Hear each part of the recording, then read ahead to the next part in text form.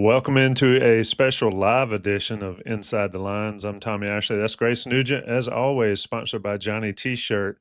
And Johnny T-Shirt will be relevant at some point during this show, as if you're in the live chat, you have an opportunity to win a Johnny T-Shirt baseball prize pack. So get your comments in, get your questions in, tell your friends and family to come in, and let's have some fun with it. Grace, let's get right into this, but let's kind of start from the beginning. We met with Coach Forbes way back in January, and you sort of got the sense that this team was pretty good, but they didn't know how good they were going to be because they lost so much. And when we talked to him yesterday on our weekly This Week in UNC Baseball, he discussed the 6 players they lost and how it was going to be a struggle to replace them. Your overall thoughts on how this season has progressed to this point? I think they've done a pretty good job replacing what they lost from 2024. Yeah, I think one of the things too, when you miss that many players, when you lose players of that caliber, that star power, that production, is they didn't just lose Vance, Casey, Anthony, Parks, Alberto, Colby. You also kind of lost the identity of that team. It seemed like when you had teams with Vance and Alberto, and then you added Parks and Casey with the power, they kind of had this similar identity. I don't think they really went from 23 to 24 and they had to find a new identity. I think what they had to do is they had to refine it and just get better. But it seems like with this year, with everything that they lost, they had to find some sort of new team identity. Obviously, every team is different, but I think it's really stuck out this year. And I think with, the captains of Jake Knapp and Jackson Vanderbrake and more of the, not exactly reliance, but the emergence of this really strong pitching, it's kind of just changed a little bit how this team really works from last year. And so I think not only did they lose players, but they kind of lost a team identity. So I think that's one of the reasons that they started 2-4 in ACC play, is they had to refine what's going to make them work. And now that they have, it seems like they're playing their best baseball once they've found that. Yeah, absolutely. When you look at last year, Jake Knapp, Jackson Vanderbrake named captains. First time Scott Forbes and the coaching staff had ever done the captain thing. And then again, this is before the 24 season. Jake Knapp goes down immediately. Jackson Vanderbrake does not have a good year until the end, where he really heated up and sort of carried it forward. But you did have that consistency of having those guys be your captains. But to your point, the identity was lost. You had a team that was super flashy. You had a team that could really bash you with the home run repeatedly, make the great plays, do all that kind of stuff. And then to your point, earlier this season, it took a while for them to find out what they were. Alex Madera and those guys had played and been there. Hunter Stokely was on the team. He didn't play last year. The way I've watched this team is it's more workmanlike than last year. Is that a fair assessment from my eyes to your eyes? And it feels like that type of ball. And we can get into the small ball aspect of it that they play, but it just seems like this is a more, let's go to work. Let's do what we're supposed to do. Let's get out of here, not make a ton of noise, and win a game. Feels like that's the type of team this team has gotten to be, especially late in the year, Grace. Yeah, I think so. I think home runs are really, like, there's nothing wrong with them. They're obviously awesome, but they are a lot flashier than anything else in baseball, really. I think I was talking to Aaron Fitt of D1 during the ACC tournament, and I was talking about how I think a triple is just way more impressive than hitting a home run, because the home run might be the flashier one, but the triple is way harder to get, and it takes so much more grit. And grit seems like a great way to describe this team, because they have to leg everything out. They don't have the power of 115 home runs that the team did last year. It seems like they've kind of snuck their way in. Obviously not for us, because we've been watching them the whole time. But it seems like they've kind of really snuck their way into the national conversation, because they don't have, although their pitching staff is amazing, they don't have the insane strikeout numbers. They don't have like the huge boisterous personality of like a team like Tennessee or even LSU or even A&M, who's not even that good and didn't make the tournament this year. It seems like they put their heads down. Obviously, Luke Stevenson is probably the biggest star on that team. That is a very recognizable name. He's a big draft prospect. But even a team like Wake, who they have like Ethan Conrad and Merrick Houston and these big draft prospects, they're not having the same success because it seems like this team has really gelled and they are playing more, as Coach Forbes would say, like the hard-nosed, old-fashioned baseball. Yeah, and if you're watching this and you have not watched the interviews each week we've done with Scott Forbes, and of course a couple of those we did with 1 week we did Bryant Gaines, pitching coach. Another week we did Jesse Wiersbicki, the hitting coach. If you've watched those interviews, you can hear what Scott Forbes preaches about every week, and he's been consistent. Grace and I have done them for 2 years. I've done them for, a little bit longer than that. And it's a consistent message that Scott Forbes kicks out about his team. And it's not just talk. They play that way. They act that way. We've seen some situations where other teams get chippy and feisty, whether it's at Virginia Tech or whatever. But North Carolina has always played just that brand of baseball. Scott Forbes preaches it. Scott Forbes gets his players to do it. And you see it on the field. And to your point about the flashiness of it, Kane Kepley can get hit by a pitch and end up on third, and that's virtually a triple.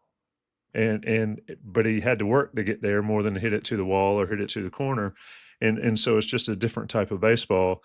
And to your point about these other teams that have these big names, of course, we'll talk more about, the national seeds or whatever as we progress in this NCAA tournament. And yes, there's some huge national names. And while Luke Stevenson is probably the biggest name for this team, and he's done some fantastic things for North Carolina. For the record, I voted for Jackson Vanderbrake as ACC tournament MVP. No offense, Luke, but Jackson earned that MVP. But to the point is, while Luke's the big name, so many other names have been involved in this and carried this. And it starts with Kane Kepley. And Grace, I want you to talk about Kane a little bit, because this is a guy comes from Liberty. He's a local homegrown guy. He talked about wanting to play for North Carolina. He does not move in the box. The stats that you're going to kick out are ridiculous. Hit by pitches, walks, everything. He's the straw that stirs the drink for North Carolina, and he's been that way all year. Even if he's not hitting well, he is on base. He's causing havoc. And I think he is key this weekend, especially as North Carolina gets into this NCAA tournament. Yeah, I totally think so. I mean, I remember talking to Kane this summer. I think was the first time that I really got to sit down and talk with him, because we got the news that he was transferring. I was up at the Cape and he was up there with Hyannis Harbor Hawks. And so I pull up to a game and I'm like, Kane, hi, like I work for the league, but I also work for Inside Carolina at UNC. Can I sit down and talk to you for a few minutes after one of your games? And he was like, yeah, totally. And so we sit down, and I think we had he's maybe not the most talkative guy, but we had about a 15-minute conversation, and it was awesome because he talked about how I think Liberty was really his only offer. And it was, I want to say, as a preferred walk. It was something that's just like more of the non-conventional path. And so he went to Liberty. He absolutely fell in love with being coached by Scott Jackson. He said multiple times Scott Jackson is the reason that he's at UNC. He's from Salisbury. He and Cam Paget actually played, I think they played in middle school together, and then they were rivals in high school. So he was super excited when Kane decided to come to UNC. But I just think, like, I can spit stats at you all day about him, but I think one of the most impressive things by Kane is kind of like you were saying, that he's the cog that makes the whole thing go. Last year, we went through so many different iterations of the leadoff hitter, but Kane is like your stereotypical leadoff hitter. He's going to stand there. He's been hit. He doesn't lead the ACC in hits. That's one of the Boston College kids, and I really don't know why. I think it's a little bit to do with his batting stance, but he has 40 walks. He has 25 hit by pitches. He has only 22 strikeouts, and he has 38 stolen bases. And everyone last year talked about Vance Honeycutt. We got it. Vance Honeycutt. He was dynamic on the base pass. You knew he was going to steal. But then we see Kane Kepley, and he does it in this just this different way. My favorite thing, I think my favorite attribute of this entire team is Kane Kepley sliding. It's just, it looks so poetic. It's like butter. It's like a Trey Turner, and he just like pops back up, and he probably gets 8 feet from when he starts to slide to when he gets to the base. And I think that him in the leadoff spot is not just so productive because he doesn't hit a ton of runs, but his on-base percentage is almost 500. It's actually higher than his slugging percentage. And he can lug out a triple. I don't know if I think he still leads the ACC and is one of up there on the national leaderboard for triples. And it's not because he has the amazing power like you talked about. It's because he can leg it out, and he's going to do it. And his time on a drag bunt that he just had from home to first was faster than a ton of guys in the majors. And at the same time, he has all of these stats, and I'm 5'6", and he's maybe an inch or two taller than I am. And he comes into a post-game press conference with blood in his pants because he keeps reopening the scabs because he's sliding a lot. So he not only has all of the production to set this team up for success, and while we have, the more vocal leaders, the guys with the C on their chest, Luke who's behind the dish, I think Kane is such a good lead by example guy because he shows the culture of what this program wants, and specifically for this 2025 team, it shows their identity. And Forbes has talked about it all the time, the reading the dirt balls and taking the extra base, and it all comes back to the execution. And Kane I think, just plays such precise baseball that, it just makes everything run, and he's doing a fantastic job at it. Even if his batting average is like 250, which I believe his batting average for the entire ACC tournament was 250, and right now it's 293 on the season. But he's still one of the most productive and one of the most impactful players because he contributes in every single other way. And if we want to look at a really, nerdy stat, wins above replacement WAR, he has nowhere near the most homers or the most, I don't even think he has the most RBIs, but he leads the team in WAR at 397. He actually leads the entire Chapel Hill Regional because he is so impactful in every aspect of the game. And he's really shown up for the Tar Heels. I know that's a long thing about Kane Kepley, but they're really going to need him. And even as one of the smallest guys on the field, he still has one of the biggest impacts, even if the numbers aren't as flashy.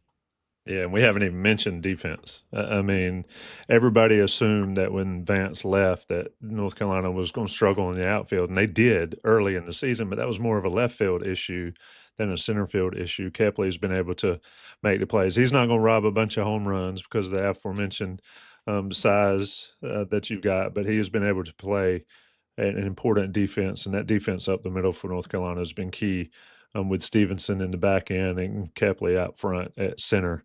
And, of course, second baseman. And we're not going to go through every single player here because this is a Chapel Hill regional discussion with Grace Nugent, and I'm Tommy and Johnny T-shirt and all that stuff.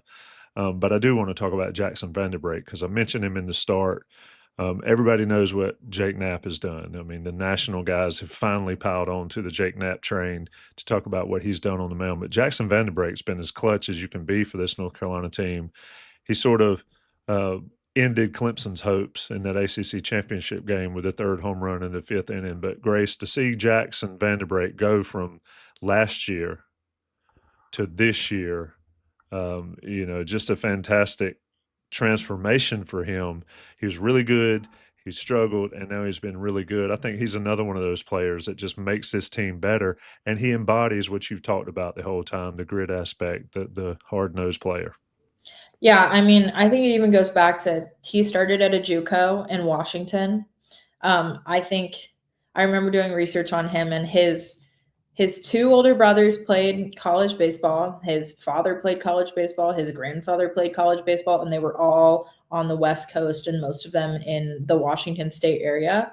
And he wanted to play more after his JUCO, and he was named captain there too. And so he decided, without even, I think, seeing campus, to come and move all the way across the country to play for UNC. And I think Forbes said, maybe it was last year or the year before, like sometimes just the level of grit on these JUCO bandits is a little bit more. we remember the Anthony D'Onofrio he wasn't JUCO, but the Anthony D'Onofrio bringing a Subway sandwich because he didn't know they did team meals type of thing. Like, you just take it for granted a little bit more. You've gone through the rigorous 18 inning games in the fall that they play for junior colleges, and all of the go around with that. And so I think Jackson he's taken it in stride.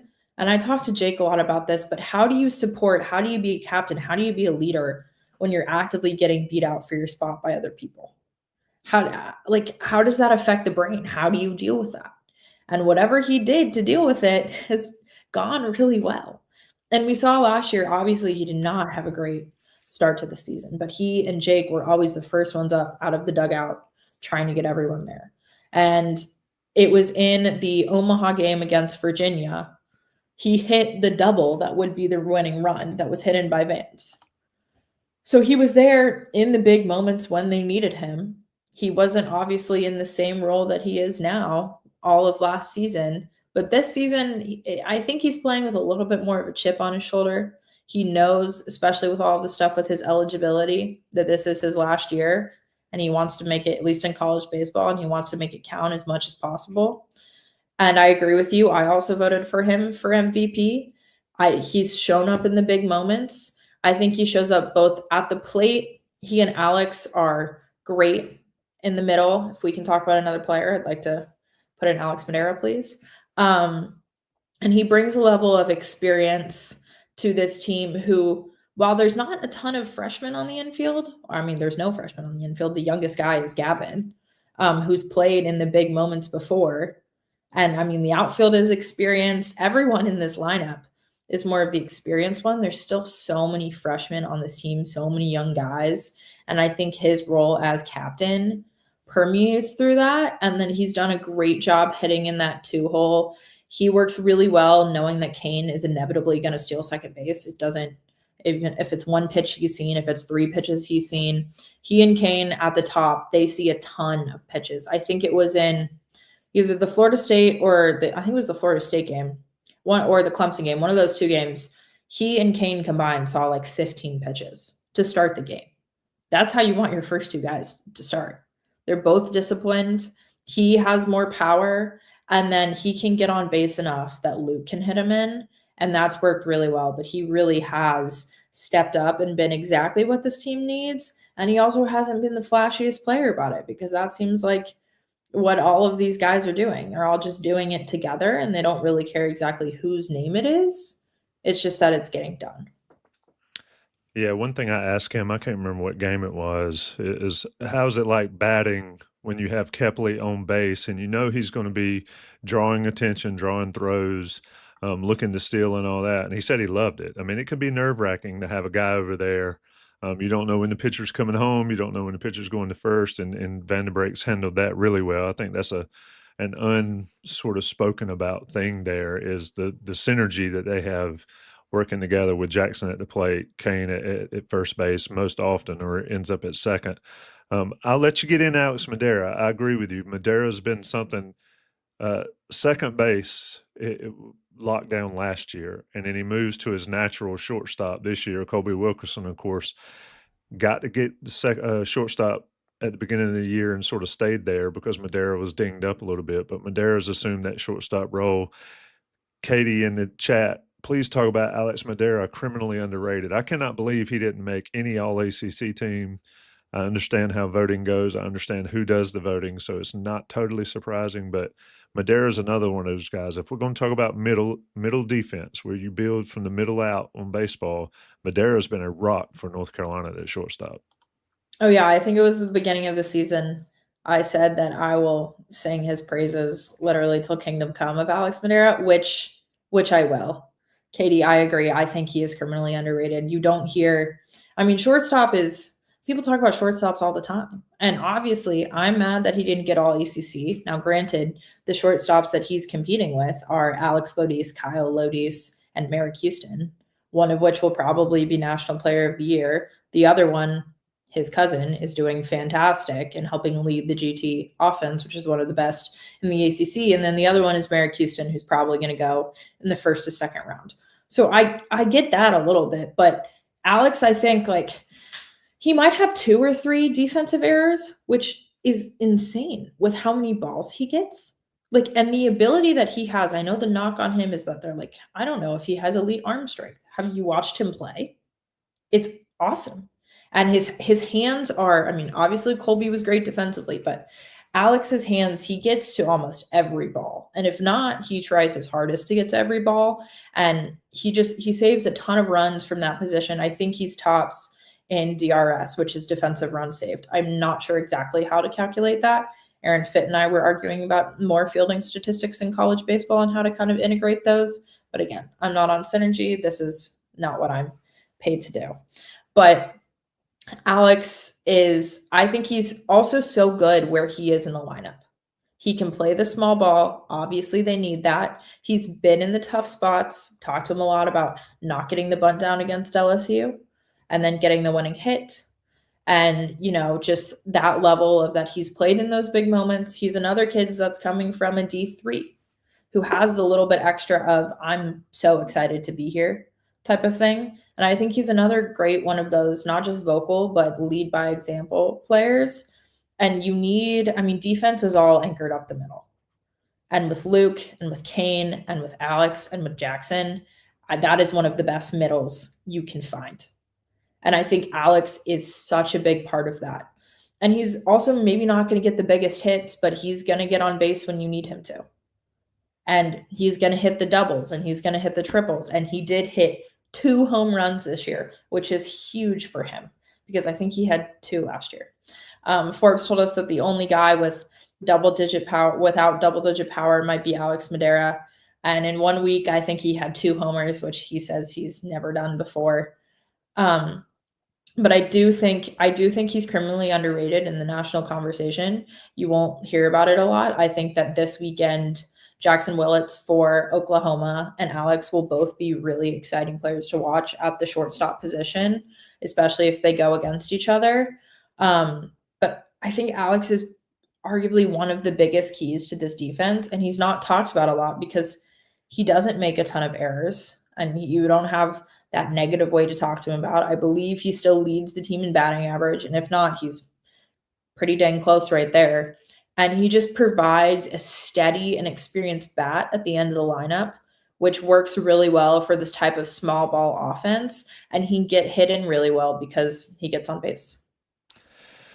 Yeah, we could talk, just like we've done, 22, 23 minutes about those guys. Hunter Stokely's another guy that was not on, he was on the team last year. He was out with an injury. He's been solid at first base, repeatedly bailing guys out, making – keeping those errors down a little bit, throwing errors down a little bit by making picks and all that. And then Stokely's bat has been an important thing as well for North Carolina. Of course, Tyson Bass, one of the greatest threads on the message board, maybe message board history of the Diamond Hills message board on Inside Carolina. And I'm not going to call out the poster's name, but I think he was in the midst of an 8-game hitting streak, and somebody said, why is he still in the lineup? He is not producing. And then that thread, if you're a message board person, connoisseur, check it out. That thread will live in history as one of the ones that aged like fine milk.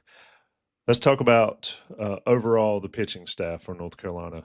The second half of this show, we're going to talk about Holy Cross. We're going to talk about Oklahoma. We're going to talk about Nebraska. But North Carolina's pitching staff, I think there's some interesting dynamics here. Jason DeCaro was the guy last year. He was the stud workhorse, but Jake Knapp was watching. And I think Jake Knapp's ability to come in this year, lead the nation in wins, or at least be up at the top in wins, be undefeated.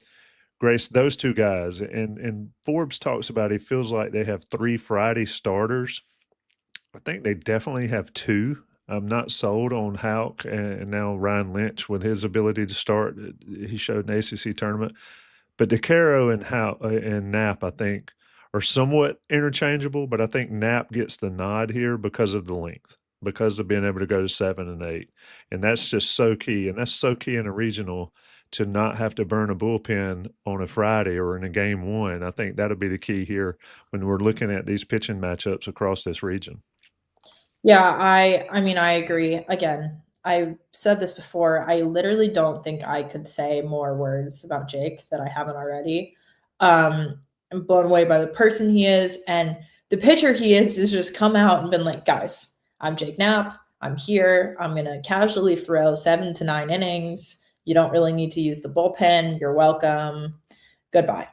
And I think that Jake is, at least what we know, Jake is getting the nod for Holy Cross. And just like you said, I mean, in Tallahassee, they threw 6 pitchers because they only had to throw 6 because they only needed 1 after Jason.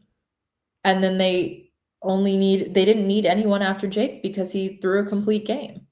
And I think having that ability to start a regional, because a regional format is unlike anything else, and I can talk a little bit about it, that I think one of the things about the ACC tournament that was so encouraging for me is that they won 3 games in a row in one weekend against different opponents, because they hadn't done that. They only won 3 games in 3 consecutive days against Wake Forest in the season.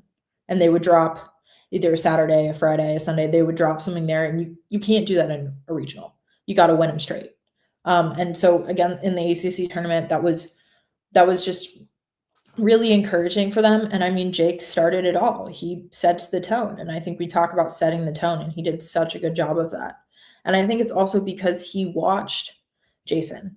And when I talked to him about Omaha last year, I was like, were you sad about that? And he was like, yeah, a little bit, that I couldn't even throw on the field. But I was most concerned is Jason okay?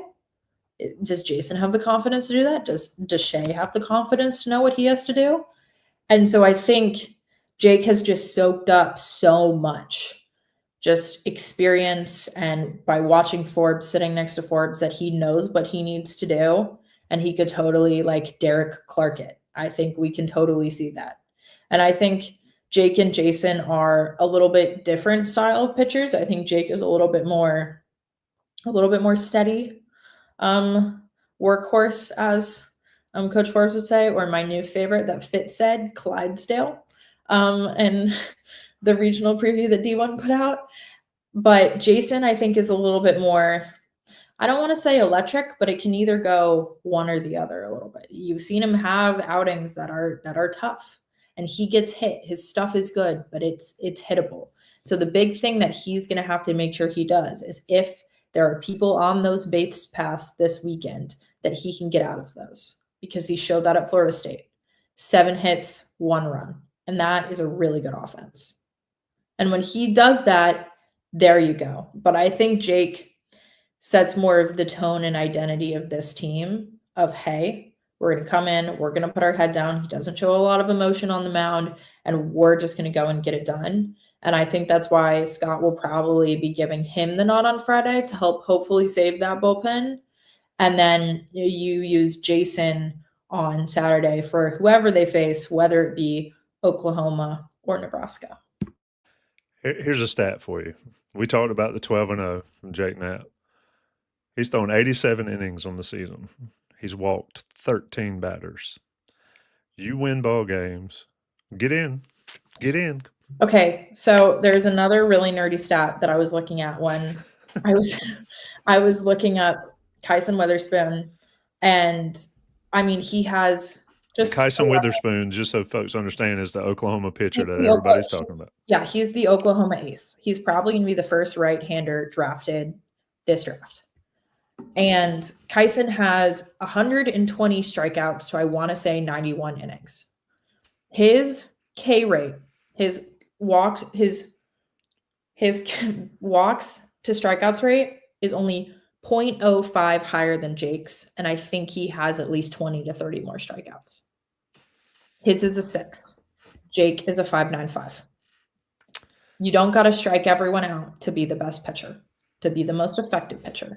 If you don't walk guys, the free passes, the hit by pitches, like that just shows a pinpoint level of command, especially because he's not exactly what you would say is like a total pitch ability guy. That would be Shea, who was throwing it at like 91 miles per hour and just like painting it up. But Jake can do that with a 97 mile per hour fastball that has like 20 inches of inverted vertical break. And it works. You might not strike everyone out, but you get where you need to go. Yeah, no free passes. Scott Forbes talks about it. Teams talk about it. If you allow for, and that is one issue that DeCaro will get in. That's one issue that Houck will get into, is giving guys free passes on bases, whether it's walking them or hit them. Knapp doesn't do that. So if you're an opponent and you've got to hit your way around the bases against Jake Knapp, good luck when he's throwing well. And that's why he's been so strong of late. That's why he was able to throw a complete game at Florida State against that lineup. He has the ability to keep guys off the bases unless they earn it. Now, he'll give up a home run or two. He's given up 6, but he does not beat himself, and in turn, Carolina does not beat themselves with Knapp on the mound. That'll be a key in this pitching as you go forward. You know, we believe Knapp throws Friday. I'm throwing Knapp. I'm throwing my best guy on game 1 if I'm Scott Forbes, but they get paid the big money. Obviously, the Oklahoma coach doesn't believe that's the way it should work. He's throwing Malachi on Friday, a guy that did not pitch last weekend in the SEC tournament, if my memory serves. So that's going to be an interesting dynamic. You do not want to go out there without your best guy on the mound to start with, I believe, and we'll see Jake Knapp out there. Grace, we're 30 minutes in. Let's talk about some other teams. This North Carolina Regional this Chapel Hill Regional has got Holy Cross, the 4 seed, who Carolina will play at noon, and Oklahoma, Nebraska, an old Big 8 game, Big 12 game that we'll talk about briefly, those 2 teams. But let's talk a little bit about Holy Cross. I do find it interesting that Holy Cross has a national championship, 1952. I was not around. You certainly were not around, but they were able to win the College World Series way back when. Which is an interesting fun fact for them. But this is a team here, the RPI is not going to stand out to you. All the numbers are not going to stand out. But Holy Cross has got a little bit of game, Grace. Let's sort of preview them for our listeners. Well, you guys can't see, but there is a really nerdy 8 to 9 page planning doc about all of this that I'm about to reference that I cooked up. It's color coded because what else would it be? Yeah, I'll give the stats really fast for Holy Cross, just get it out of the way. Their overall RPI is 144. Their strength of schedule is 202, and their Diamond Sports ranking, which takes into account RPI at the time that you played the team. So, for example, I think everyone should go look at that. I think that's a better way than RPI to say that UNC's loss to Stanford wasn't that bad at that time because Stanford's RPI isn't what it is now, if that makes sense. It's taking it. Oh, yeah, he's got it up. It's taking that into account. They only have one quad 1 win, which is the people in the RPI. Obviously, it's like basketball, that first quad. And this season, they play in the Patriot League, which just doesn't play as many games, which makes sense. There's less people to play. But they took 2 of 3 from Lehigh and then 2 from Army to win the Patriot League tournament. But what really confused me is they played 2 post-tournament games against the Ivy League champion Columbia and actually lost both of those. So they're coming in. I would love to say that they're coming in on a heater because they just won their conference tournament. Like, not exactly. They did win a game. I think their biggest win, their number 1 quad 1 win, is they won a game in a series against Auburn to begin the season. I think it was like their second game. And they won the Patriot League by 3 games. They're 6-4 in their last 10, 4-1 in the Patriot tourney. And then obviously those 2 losses to Columbia. But the biggest thing that people need to watch with them is their speed. They love the base paths. They're kind of like Wofford last year, which UNC didn't play. They got to watch play, but they didn't play. But who had a guy who had like 42 stolen bases? It was awesome. But it's the speed on the base pass. Their right fielder, CJ Ergy, has 33. Their center fielder, Gianni Royer, has 24. And their shortstop, Jimmy King, has 20. So that's 3 guys above 20 stolen bases. It'll be very interesting to see. There's not a ton of guys that like to run on Luke Stevenson. But Luke Stevenson versus the kids on the base path. That'll be good. They're not a power team. Their best bat is their first baseman, and he's slashing 386, 502, 523 with 18 doubles. But they play a similar style to UNC, I think. It's very much grind out at bats, their speed, driving the ball to the gaps, the doubles, the walks. It's not that same level of power because their home run leader only has 7 home runs. Obviously, Luke has a lot more than that. But I think it'll be more of a style like this team. But their offense isn't exactly what stands out. The best thing I think for Holy Cross is going to be their pitching. And I'm about to butcher these 2 names. I'm so sorry. My friend Ben sent me a pronunciation guide, and I'm still going to mess it up.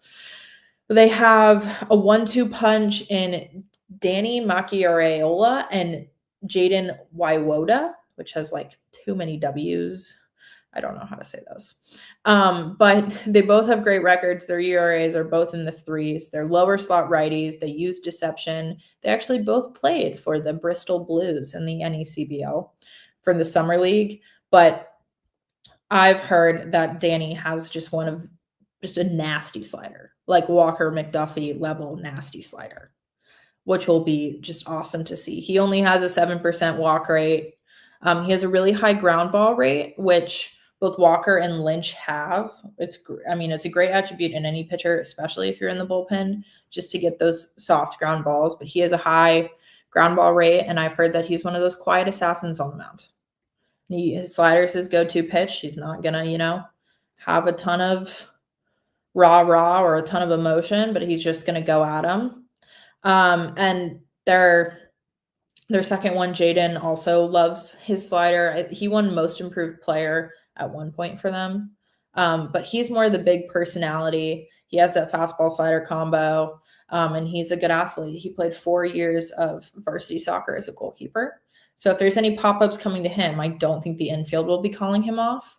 The UNC pitchers, the infield calls him off a lot. But I think they're kind of like, I've been talking a lot about Holy Cross, but they're like I think they're not a mini version, but they will play a lot more of a similar style to UNC more than Nebraska and Oklahoma will.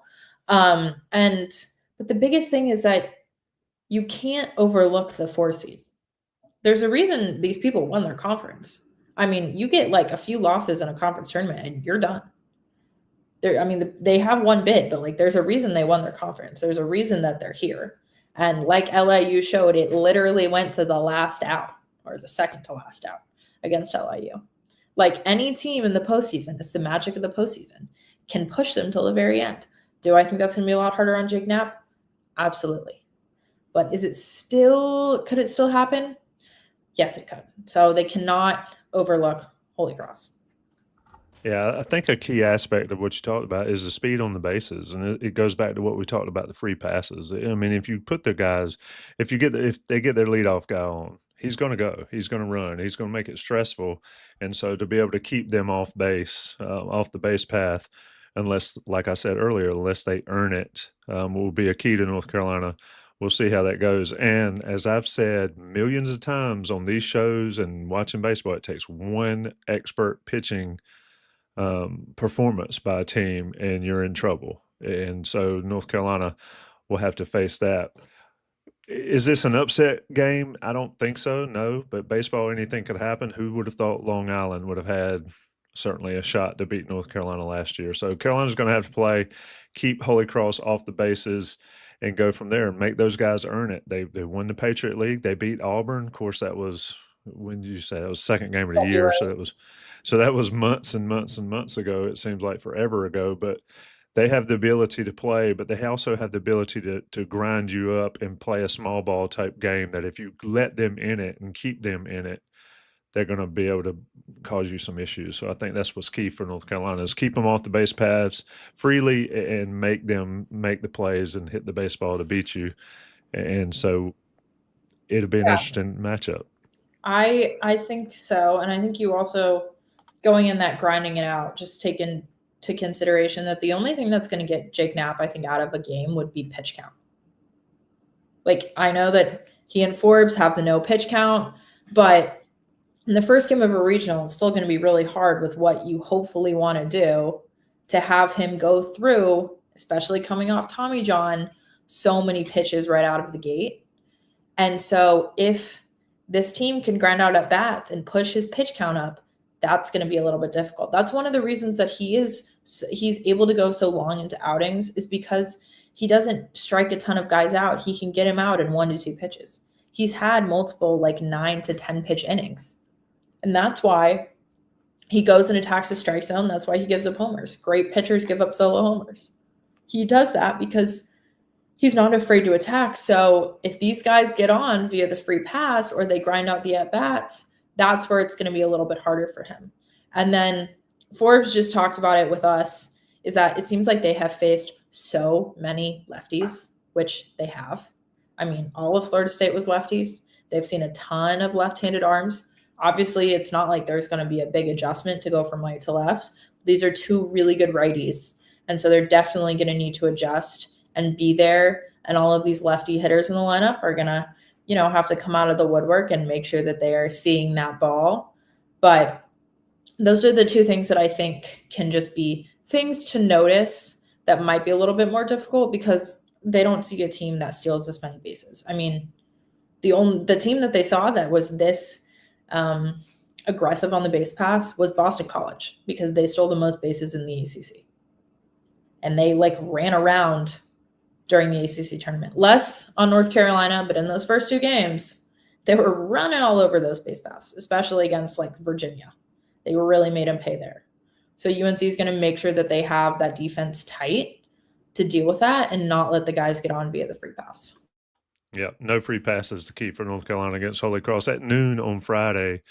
There's going to be some weather issues. People wonder why North Carolina wants to play the first game of a regional. This is why, because if there's weather and Carolina can get that game in, let Oklahoma and Nebraska figure out how to deal with the storms and the rain and all that. We're talking with Grace Nugent here on a live version of Inside the Lines. Shout out to the folks that have joined us. We're 40-some minutes in. We're about to talk about Oklahoma and Nebraska, but I'm going to talk about, Grace, you don't get to hear me do this a lot, but I'm going to talk about Johnny T-shirt. Why it's important? Because they're sponsors of this podcast, but also if you're in the live chat and you're dropping the coolest questions and the best questions of the night, we're going to send you a Johnny T-shirt baseball prize pack. I don't know what's going to be in it, but it's going to be some cool swag from Johnny T-shirt. Might be some special things that you can't get anywhere else but Johnny T-shirt. But if you don't win that, you can go to johnnytshirt.com and order. If you're an Inside Carolina Premium subscriber, you get 10% off those orders. The national guys will pay the bills on the audio version of this. This is Inside the Lines, Chapel Hill Regional Preview. Grace, let's get into Oklahoma, Nebraska. Let's start with Nebraska first, since we've talked a little bit about Oklahoma. I think it's cool for North Carolina to play teams they haven't played in a long, long time. I think they've played Oklahoma twice. They've lost to Oklahoma in the Norman Regional in 2010. They played Holy Cross once 107 years ago. They played Nebraska once, and I think that was way back in 2014. And so new opportunities, new teams for North Carolina in this regional. What have you learned when you've researched Nebraska? Obviously, back-to-back Big Ten championships. So they've been on a little bit of a run. They've been able to make some hay in that conference, sending the new members back home. And one of those new members, of course, is a pretty good team that North Carolina could see down the road. But Nebraska Cornhuskers, Grace. Well, I actually got to see their stadium last year, which was pretty cool. When I was in Omaha, they did get to play their conference tournament basically in their backyard, which is pretty fun for them because I believe they play it at Charles Schwab. And they are back-to-back. I think it's one of the coolest things about this regional, and it's happening in a couple of other regionals, but you have three of the best conferences in baseball in one regional. And not just that, but there are three conference champions in that regional. The only person that's not a conference champion is Oklahoma, and they play in the SEC. But Patriot League champs, Big Ten champs, ACC champs, which is super interesting. And when I told my dad I was researching Nebraska, he was like, oh, the football team? And then wanted to go all football-y because this looks like a football matchup, like you were saying, like with the Oklahoma-Nebraska. But they have 3 College World Series appearances, all between 2001 and 2005. They're 50 in RPI, which is the last spot in the Q2. Their strength of schedule is 34. Their DRS is 45, so it's pretty much similar as the RPI. They have 8 wins against quad 1 teams, 11 losses. Their the biggest quad that they play is actually the third, which they're 12-9. And to end the season, like you said, they're on a little bit of a heater. They beat Michigan State, Oregon, Penn State, and UCLA on the way to a Big Ten championship, and UCLA hosting a regional. Oregon hosting a regional. Chapel Hill Regional is matched up with the Eugene Regional. There's a chance that they can see that. They got to play against the guy who leads the nations in homers, Mason Neville, with 26, which ironically is also his number for Oregon. Just wanted to try to get that in there.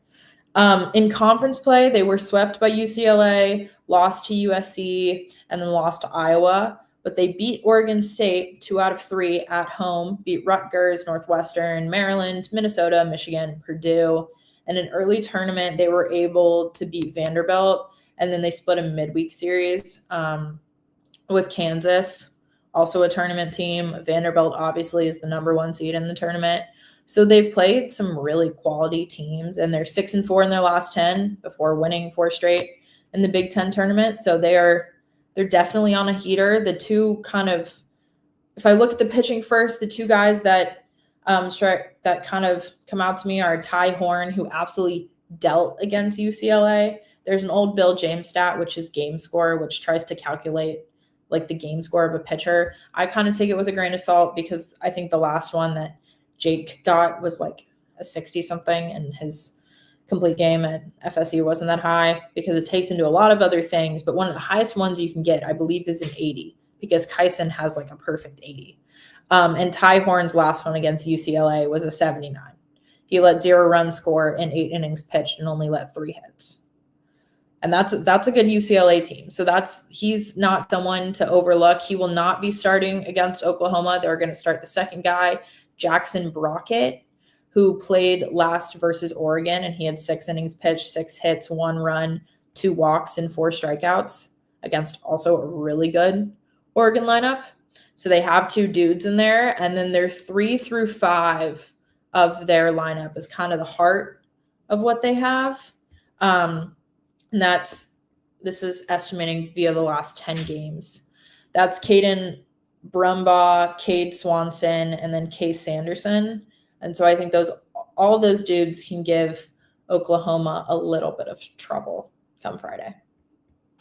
Yeah, Nebraska, of course. You always hear about Nebraska football, like you said, but Nebraska baseball has made some moves, and somebody in the chat said Big Ten, as Sam Rogers said in chat, Big Ten certainly helped in baseball by the West Coast additions, but Nebraska was able to handle those guys. And you mentioned playing and beating Oregon. That's a national seed. Playing and beating UCLA, playing and beating Penn State, Michigan State in that run to their Big Ten title. I mean, this team can do some damage. You mentioned the pitchers.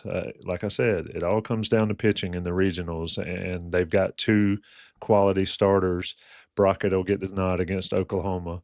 So let's move to Oklahoma. We're talking about the Oklahoma Sooners, which used to be, fun fact, used to be one of my favorite teams. One of my favorite games in Kenan Stadium ever was going to see going to see Oklahoma and Carolina play back in the Jamel Holloway days of the triple option and the Barry Switzer days. But Grace, this Oklahoma team, I feel like we've heard more about them. I've listened to a couple other podcasts about that shall remain nameless about this, and I've heard more about Oklahoma than I've heard about North Carolina. And I guess it's because of the Witherspoon brothers. You tell us about Oklahoma Sooners. Well, I would just like to preface that I absolutely hate Oklahoma as a team and as a school. I just want to put that out there so people understand my bias. I mean, my water bottle has a Hook 'em sticker. I was born and raised in Austin.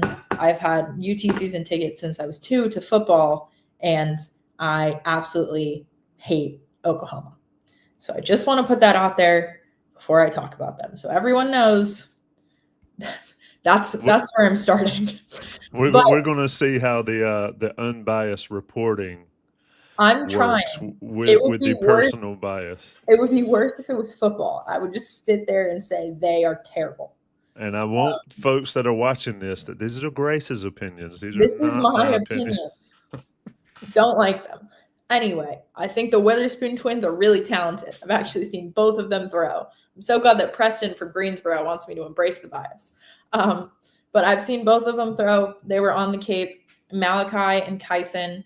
Kyson is the ace for them. You've definitely heard his name a lot, but I'll give you a little bit of background on both of them. They started their careers at Northwest Florida State Junior College. Malachi was actually the bigger prospect out of high school. He was picked in the 12th round by the Arizona Diamondbacks in the 2022 draft.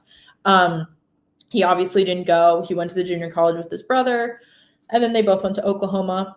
He served primarily in a closer role last year, and I remember him telling me that, Kyson might start in the summer. Kyson's probably going to start Friday, and I'm probably going to start Saturday. And it kind of went something like that across the season. They were both 2024 Team USA invitees. I actually have a really fun nugget about can't remember which one, switched gloves with one of the Chinese Taipei players when they played each other in one of the international friendlies, which is cool. But Kyson has evolved into the stronger arm in college. As previously mentioned, UNC will have faced, if they face Kyson, they will have faced the best, at least pro prospect, the best pro prospect righty and the best pro prospect lefty in college in Jamie Arnold and Kyson Witherspoon. He might be the first right-hander off the board. He has a 5.5% walk rate, which is great. Jakes is like that too, and a 33% strikeout rate. He also, his fastball is his best. The scouting grades his fastball is a 65 and his cutter is a 60. Those are probably going to be, I think, the pitches that he uses the most. I would think so. And I mean, head coach Skip Johnson for Oklahoma has already decided that he will not be starting game 1. They want that to go to his twin brother, Malachi. So when people are saying Witherspoon, I was like, guys, please, let's be careful about which Witherspoon we talk about. But his last outing was against Georgia. He went 7 2/3 innings, 5 hits, 2 runs, 8 Ks. I'm telling you, these strikeout numbers, he is one of those strikeout pitchers. That is a reason that everyone hears his name, because in 15 game starts and 91 innings pitched, there's 120 strikeouts to 20 walks with a 2.47 ERA and a whip under 1. And his best outing as of recently in the last 5 games was against Ole Miss, who went to the SEC championship and lost to Vanderbilt. He went 7 innings, 1 hit, 0 runs, 3 walks, and 8 strikeouts. He also pitched really well, again with 8 strikeouts against Texas, who is the number 2 seed in this tournament. So he is a very, very talented pitcher, but I don't really think anyone should overlook Malachi either. He played last against Texas, not at all in the SEC tournament, and he went 6 innings, 4 hits, 4 runs, 3 walks, and 10 strikeouts. I watched that game because of said previous bias. I like Texas.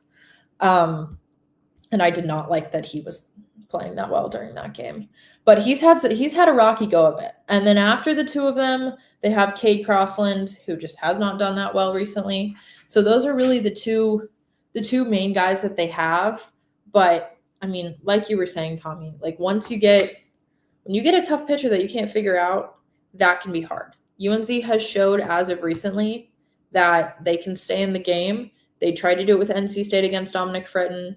They did it in the BC game, but who knows how that's going to work out, because we don't know if the gamble that Skip Johnson is making to put Malachi on Friday and Kyson Saturday is going to work out. Now, again, I think Malachi is a very talented pitcher. There's a reason he was invited to Team USA. There is a reason that he has done well in different spots. I was talking with my friend and he was like, well, Malachi has a really, really high ERA of 5.53. Okay, what was Thatcher Hurd's ERA when he came in with LSU last year? Like a 7? Who didn't hit against Thatcher Hurd? UNC. Who lost that game? UNC. It can happen. I think the postseason environment is different. That is definitely their strongest point. But, I mean, their lineup is also good. They're going to be headlined also, like UNC is, by their catcher, Easton Carmichael, and then their shortstop, Jackson Willits. Their lineup has pretty much stayed the same. It's nothing insane. They only have 2 guys hitting over 300. Again, as we'll say, batting average is a misleading statistic. Jackson and Easton definitely probably have the most power on that team. They'll be the ones to watch. But, I mean, this team, especially because of the pitching, can give them trouble. I think someone asked in the comments about what are you talking? Yeah. Second starters and or the bullpen. They have a good bullpen. I think North Carolina's is better, but Oklahoma has one of the best closers in the nation in Dylan Crooks, who has a 1.86 ERA with 14 saves. 14 saves. A lot of saves. And they have other guys, James Hitt, Reed Hensley, Jason Bowden, who his ERA is high, but I've heard from the national guys that that's a little bit deceiving. His stuff is a little bit better than his 5.77 ERA. So I think, at least when you're rating the pitching staffs, both starting and the relief pitchers, Oklahoma is right there next to the Tar Heels, right under them. And so it really depends on who is pitching the ball well. No matter who they play, who is pitching the ball well, I think will decide a lot for this regional. Yeah, Oklahoma's also got Dayton Taki, who's been hurt, who I think is going to be back to play for them. Coach talked about that in the regional press conference that we heard. Hopefully we'll get all these teams tomorrow. There's a North Carolina availability. It'd be nice if Oklahoma and Nebraska and Holy Cross were available as well. We'll see. That is to be determined.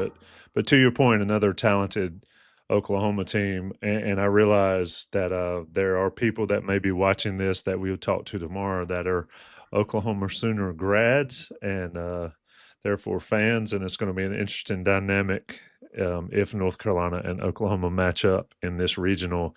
Of course, some things have to happen after Friday for that to happen, but I think for the key for North Carolina, let's talk about keys for this region.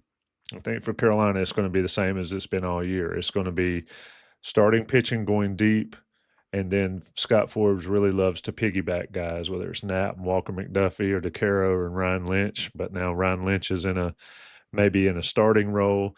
One of the questions in the chat, Grace, and this is an interesting thing, and I don't know if we can draw one game from it, but right here, JC asks, will the emergence of Lynch as a potential starter affect his role as a reliever or closer?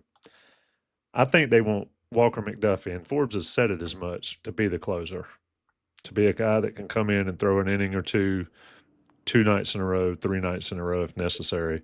But your thoughts here on this DeCaro or Knapp, DeCaro, Lynch, Houck type movement that we've seen in the pitching rotation. I think it's interesting this late in the year. I think so too, but I think one of the things with Walker is, I agree, JC also said in the live chat that Walker is the X factor. I can totally agree with that. I think he's got the intangibles. He's got the little bit of swag. He's got the little bit of chip on his shoulder and the little bit of, you don't expect the kid who's, not that tall with the glasses to go and just give you this wicked slider and then a 94-mile-per-hour fastball and have the balls to do that. But Walker does. And he did it in the ACC tournament 2 nights in really big situations. So that, I think, is a really positive. He wants Walker in that closer role. I don't see Walker moving out of that. I think one of the things with the Lynch and Houck, I think it's almost like a flex in football. You know how you have one of those like a flex spot in your fantasy where it could be a wide receiver, it could be a tight end. I think that's going to kind of happen. You might have Lynch and Aiden, who I'm thinking what Forbes is thinking, they have the mental space to do both. I mean, we've seen in one start, Lynch did really well, and this wasn't a big start. ACC championship, a place where he has not thrown well before, the Durham Bulls Athletic Park, in a big spot, and he did fantastic. He got out of a bases loaded jam with no run scoring, striking out 2 guys. Just that is poetic baseball. That is how you pitch out of a jam. And then Aiden has served time in both the bullpen and as a starting role, and I think he'll be able to do both. I know, Tommy, you and I have talked about Hayes' ability to settle in. So I think Forbes will have to keep that in mind when he brings him into a situation. Maybe you don't bring him on with bases loaded. Maybe you actually piggyback him. Maybe Jason goes 5 innings or 6 innings, and then Aiden comes in and throws the other 3. And if he keeps his pitch count low enough, he can come out of the bullpen again if you have to go to a Monday game. And I think the same can be said about Ryan. If you, for some reason, have to use him after Jake before Walker, if he throws 1 inning, hopefully with how his arm recovers, you've been working your guys up to this spot, he may be able to come back for another inning or 2, whatever you need from him, because this is the time. Obviously you can't push arms too far, but this is the time that you've been working for. This is the time that you're ready to show up. This is the time that your arms have been working towards this. And I think we'll really know what Forbes plans to do during/after that first game, just depending on how it goes, who they're going to face in the next game, because it is a little bit interesting to do it so late in the season, but you don't have the Dalton Pence where you can put him in for 3 innings every single night and he's just going to absolutely attack batters. As good as Walker is, Walker doesn't have that experience yet, and I don't know if his arm recovers in the same way.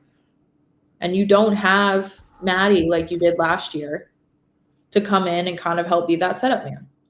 And the biggest thing for this pitching staff for me that I see is that the guy with the most experience there that can pitch is Jason DeCaro. There's basically no one else in that bullpen that was there last year. I mean, obviously Maddie's there, Folger's there, but Folger couldn't pitch last year. Maddie can't pitch right now. So you have a lot of question marks of can they perform in these situations? They haven't been in these situations. They did really well during the ACC tournament, but we're really going to have to see when it comes down to it. Luckily, they're at the Bosch, a home field environment, what they're going to be able to do, because you do have to kind of take that experience into the factor that the most experienced pitcher in this situation on that pitching staff is the 19-year-old Jason DeCaro. Yeah, and Cam Paget. I think Cam Paget's a throwing in the College World Series. So sorry, Cam. Forgot about you. So throwing in the College World Series was big for him, but also being able to throw, being on the mound when Carolina closed out Clemson there in the ACC Championship. I think that's a guy that'll play an important role here, depending on, regionals are interesting, right? You can play 3 games in a regional, you can play 5. And for North Carolina, I've always said you win the first 2 and then you in the catbird seat. But so, you got Knapp, DeCaro, how they use Lynch, how they use Aiden Houck. I think, Olin Johnson's an option. Paget's an option. Folger was a matchup option in the ACC tournament. And then Walker McDuffie, of course, they want to be the workhorse there in the close. It all depends. It all starts with starting pitching, and you want to get off to a fast start. And I think that's why Knapp on Friday makes the most sense. We'll see a couple questions here. Let me pull them up. While you pull that up, for the point on Cam, I think Cam's performance in Omaha last year was so impressive because that was a game that was already bleeding, and he came in to stop the bleeding. So I think, not to bring him into another bleeding game, but I think you really would have the option to start Lynch and have him on a shorter pitch count if he had pitched out of the bullpen earlier if you need to, and then you put Cam in, because I think Cam is a really good bridge guy. He's a great bridge guy. Maybe he's not the greatest as a starter right now, and maybe he's not the greatest as a closer right now, but he can really hold down the middle, like 4 to 7, 5 to 7, 5 to 8 innings, which can really help when you're just out of arms. And I think he can do a really good job of that. I think Olin can come in and help there too. Maybe even Folger, for if you have any batters that you really are like, okay, I need a lefty arm. Folger and Chewy can be some options. But I think Cam and Olin are going to come in to a big spot, and we need guys for innings. We need to bridge the gap between whoever we start and Walker, or whoever we start and whoever we want to close this game. If for some reason they can't pitch Walker. So I think those guys are going to be big. And the fact that they're getting work will also be awesome, because if they keep going further, they're going to need the guys to step up, especially in a regional. A regional, Forbes will say it all the time, a regional is harder to win than a super. A super, you only have to win 2. A regional, you want to win them a lot more. You might need to win a lot more than that. You have to at least win 3. And if you want to win the 3, they got to be consecutively.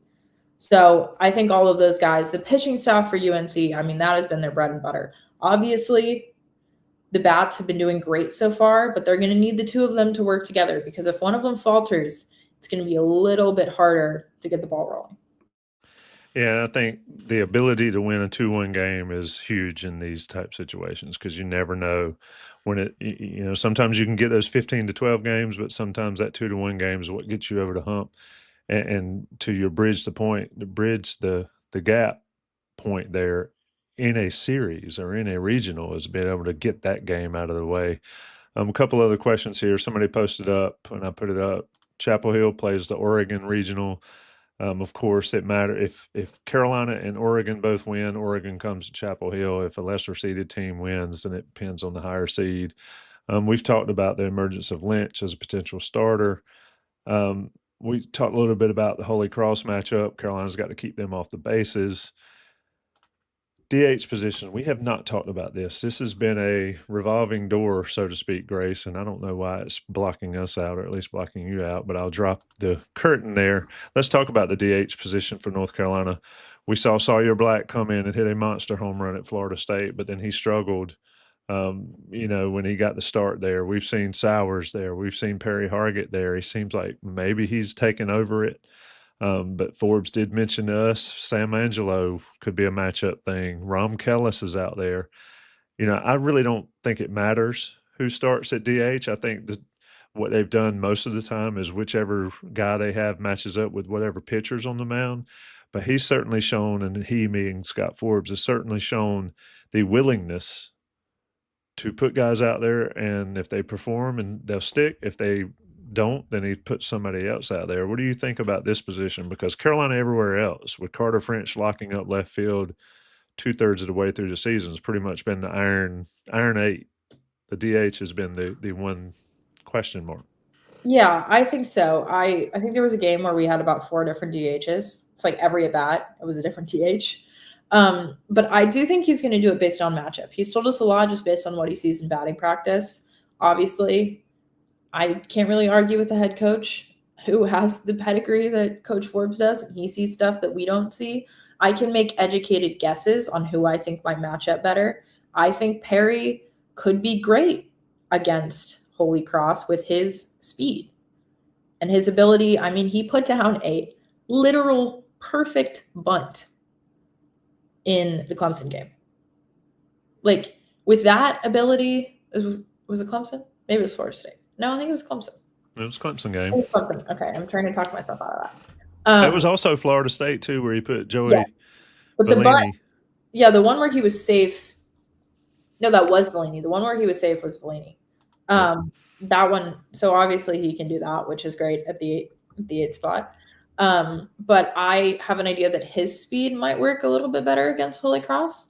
Depends on what Forbes wants. Sawyer is a lefty, and as Forbes has said, one of the best fastball hitters. So if they do face Kyson Witherspoon, I could see a Sawyer Black maybe getting the nod there once in a while because of that ability to see the fastball, and that he is a lefty. But Angelo can get a nod for an at-bat, but a lot of times they'll be in there for maybe 1 or 2 at-bats. And if that doesn't go well, then we're moving on to a new one because Forbes has a lot of options, but it'll come down, I think, really to the scout, which hitter matches up with the pitching, and then just what he sees that day. Great point about the fastball stuff, because Carolina's shown they could hit the fastballs. And it's the sliders and the curveballs and things that teams struggle with, but Carolina's ability to hit a fastball might be something to watch for if they do get to face one of those Witherspoons against Oklahoma. Sam Rogers asks, is Oklahoma going to throw Kyson Witherspoon Friday? They've talked about it already. He's going to throw Saturday in whatever game they played there. Preston's being funny. We talked about the team identity all week. Preston's a regular here, so I can give him grief. Gritty. That's and not that Philadelphia Flyer gritty thing that Don Callahan has, Preston. Everybody that watches that show knows what I'm talking about. Here you go. This is a good question. How much of difference do you think Scott Forbes' experience will make navigating the regional grind? That's one thing about North Carolina baseball. They're in the regionals a lot. And Scott Forbes has been in Chapel Hill for a long time. And he's talked about, and Grace, you said it earlier, it's more difficult to win a regional than it is to win a super or than it is to win a regular series, because you have to win at least 3, sometimes 4 games. But I think this is one thing that is really important to me, at least, is head coach and coaching staff experience in these situations, because there's no panic when things go sideways, and inevitably things go sideways. Forbes talked about in our interview that he talked Coach Fox into throwing Robert Woodard in the first game rather than Andrew Miller, and it went sideways, but it straightened out a little bit. Just sort of speak to Forbes and his coaching staff's experience in this. Obviously, last year, I don't know if it's ever been better in Bosch than it was last year in those LSU games in the regional there, but that experience and how it pays off for North Carolina. I mean, he's just been in so many games. He's been in the College World Series. He's been in the regionals. He's been in a ton of regionals at the Bosch, on the road, in his tenure. there's a lot of them, and he credits his staff like every single time he gets, because that's true. And I think what helps too is Scott Jackson was just a head coach. He has basically a second head coach on that staff. And then I talked to him about it, but I thought Gaines's pitch calling was one of the best I've ever seen in that FSU game. And they do so much work on the scouting. And luckily they'd just seen FSU, but they do so much work on all of that. I have no doubt they're going to be so prepared. And I think that preparedness and the fact that they literally just saw last year a regional that almost went super south with the LIU game. And then they were able to get it together, and they had to go toe to toe with such a talented and hot LSU team. I think all of that experience is going to help. I think the experience only helps. I think it also helps that Forbes was a pitching coach for a while, because I think some of the biggest decisions are going to come down to, when do you pull this pitcher? Who do you go to? And I think he and Gaines and Coach Howell are going to do a great job with all of those ideas. And I think their experience and the fact that they have watched these guys for so long is really going to play into that. And that they just experienced a regional and a super and a trip to Omaha. So they know what they want. They know how to get it. And Forbes said their first team meeting on August 19th, they were talking about, how are we going to get to Omaha? How are we going to do this? And we talked about a lot about this with him last year, and it's the same this year, is that he always goes with his Nick Saban, nothing is earned, nothing. You're entitled to nothing. I know he loves that one. But it's also the love that he has for his players, not just as baseball players, but as human beings. And I've said this before, the reason they're still called coaches in college. Jason DeCaro was so young when he got here. They still have so many young men that they're trying to get to be better human beings. And I actually think that plays so many dividends on the field, that he knows exactly who his guys are and how they're going to perform in situations. And I just think that's gonna help him as they go into this regional, because he has so much experience. He's seen it before, and he'll be ready for whatever situation. You talk to him, he's got everything planned out. He has the A, the B, the C, the D, the E, probably down to plan G, about if this guy goes out, what do we do? This happens. Man after my own heart with that one. So he will be prepared. His pitching staff will make sure they're prepared, make sure the hitters are prepared, and his entire staff that he has around him, they'll be ready to go. And I think having Jackson will be really, really good for him too. And that entire staff, Weirs, Gaines, Howell, Coach Gatz in the weight room. Obviously, he's not helping them on the field, but they talk about that all the time. He credits his staff every single time, and I think that's only going to pay off as they go forward. Absolutely. North Carolina, Holy Cross. I think something else that you can't really plan for is the weather. And I think being able to navigate potential weather issues with your pitchers and things like that, I think will come in handy for teams this weekend, especially in Chapel Hill. JC in the chat. JC, you need to send me an email at tommy@insidecarolina.com. You've been crushing it with the questions. The last question you had is home and away format in the regional. It is higher seeds on the first day, and then it alternates unless they change the rule, which they should. But then you end up with a situation where LSU is a home team on a Monday night, which is ridiculous. But I guess you play 50, 60 baseball games to have a coin flip home and away type situation. It's the NCAA. It is what it is. Grace, before we get out of here, we're an hour and 15 minutes in. We're a little longer than we thought, but it's baseball, and there's a lot to talk about all the time. You care to toss out any predictions, or should we just leave those alone? I think we probably leave those alone just because we'll do it, but you seem to want to. No. I'm going to leave the predictions alone.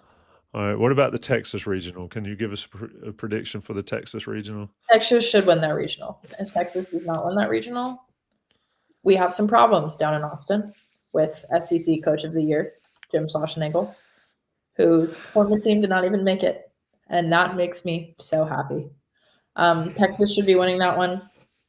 They have Max Blue back in their lineup. For a quick Texas scout for everyone, they did lose their ace, Jared Spencer, which is causing them to reshuffle their pitching staff quite late, which is difficult, and put guys in different situations. I'm really looking forward to hopefully a Ruger Riojas versus UTSA matchup, because that was his former school. But I think with Max Blue back in the lineup for them They will be scary. I'm really hoping, knock on wood, that there's a chance that both Texas and UNC could be in the Midwest in the next week or two, which would make my heart very happy. Whew. If you see Grace out in the wild, just ask her about Texas. She will certainly fill you up. And if you see us, we might be drinking a Fresca or two. Shout out to Fresca. Viva la Fresca. It's been a fun show. That's Grace Nugent. I'm Tommy Ashley. Of course, Johnny T-Shirt, JohnnyT-Shirt.com. JC, email me at tommy@insidecarolina.com. I need to get in touch with you. You might have some baseball swag coming your way if you want it. If you don't want it, I'll pass it along to somebody else. But Grace, it's always been a pleasure. Look, how many games have we covered together this year? 50? Probably. Plus. 50 plus. We've got a few more to go. Carolina and the Regional starts on Friday. See you in the Bosch.